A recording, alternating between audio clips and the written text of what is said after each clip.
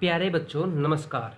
हरियाणा विद्यालय शिक्षा बोर्ड का कल दिनांक आपको 30 अप्रैल 2024 को रिजल्ट आया था और अब आज से आपके रीचेकिंग और रिवैल्यूएशन के फॉर्म निकल चुके हैं। तो जो भी छात्र एवं छात्रा ऐसा सोचते हैं कि उनके मार्क्स कम हैं, उनके मार्क्स किसी भी कारण से कम दिए गए हैं, तो वो अपना रीचेकिंग का और रिवैल्यूएशन का फॉर्म भर सकते हैं। रीचेकिंग और रिवैल्यूएशन के फॉर्म की लास्ट डेट जो है वो 20 दिन तक रहती है डेट ऑफ रिजल्ट अनाउंस होने के बाद। ऑफिशियल साइट के ऊपर आने के बाद सबसे पहले वाला जो लिंक है ये आपका रीचेकिंग और रिवैल्यूएशन के लिए है। 10वीं 12वीं के लिए भी यही है, एकेडमिक यानी कि रेगुलर वालों के लिए भी और हरियाणा ओपन वालों के लिए, सभी के लिए ये सेम है।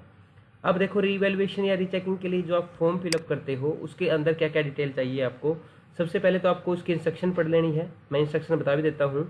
अदरवाइज आपको यहाँ पे अपनी क्लास सेलेक्ट करनी है, यहाँ रोल नंबर डालना है और आपको रीचेकिंग के लिए अप्लाई करना है या रिवैल्यूएशन के लिए अप्लाई करना है।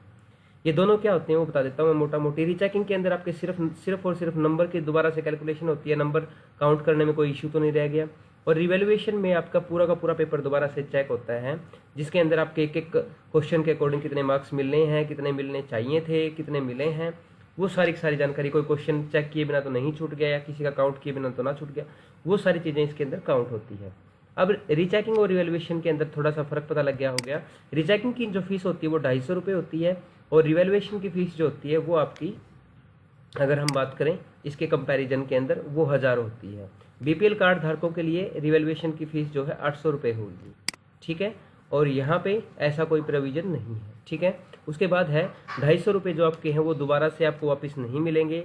और अगर आपके मान के चलो रीचेकिंग के दौरान आपके नंबर पहले 60 थे और आपके घट के 55 हो गए हैं, तो अब आपके घटे हुए नंबर ही काउंट किए जाएंगे, मान्य होंगे, 55 ही मान्य होंगे। अगर पहले 60 थे तो वो 60 मान्य नहीं होंगे, जो घट गए हैं नंबर वही मान्य होंगे, और बढ़ गए हैं तो बढ़े हुए मान्य होंगे।